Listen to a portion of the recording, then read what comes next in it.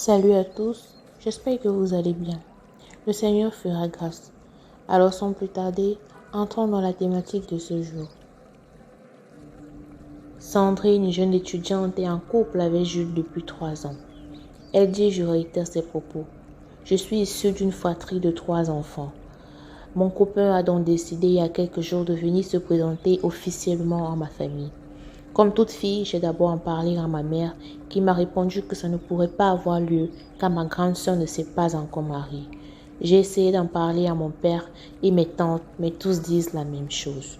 Mon copain est dépassé par la situation, tout comme moi, et il est devenu très distant, comme s'il veut se séparer de moi. Je suis troublée par cette situation car j'ai peur de perdre mon copain. J'ai envie d'aller à l'encontre de mes parents et faire ma vie sans leur accord. Que faire? Tout d'abord, nul n'a le monopole du savoir. Je te donnerai mes modestes conseils tirés de mon vécu et de la société actuelle. D'entrée de jeu, je dirais que bibliquement, les parents sont nos dieux sur cette terre.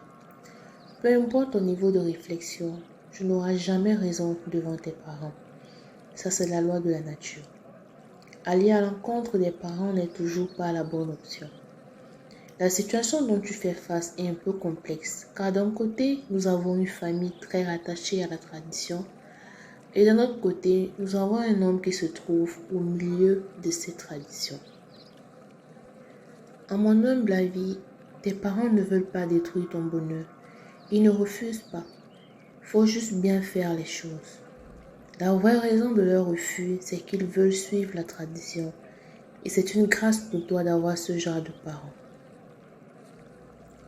La solution dans ce genre de circonstances est de payer la dot de l'aîné, qui sera juste un franc symbolique, et payer par la suite ta dot.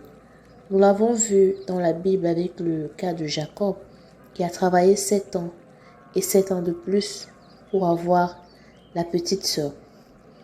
Je pense que ton fiancé devait faire de même. Et bien dans le cas échéant, la dot de ta grande sœur sera une somme symbolique, pas grande chose. C'est juste pour ouvrir les portes du mariage. Et en aucun cas, elle deviendra ta coépouse ou alors la femme de ton fiancé. C'est juste une tradition qu'il faut respecter et ta sœur ne vivra pas avec vous. Suivre la tradition en tant qu'Africain est très important et cela s'étend jusqu'à X générations. Et la tradition est la preuve que nous avons une histoire. Rapproche-toi de tes parents, écoute-les. Et si ton mari t'aime vraiment, qu'il te suit et ne se rétracte pas, vous n'auriez aucun problème. Ce fut un plaisir d'avoir fait cette vidéo. N'oubliez pas de vous abonner, liker et commenter.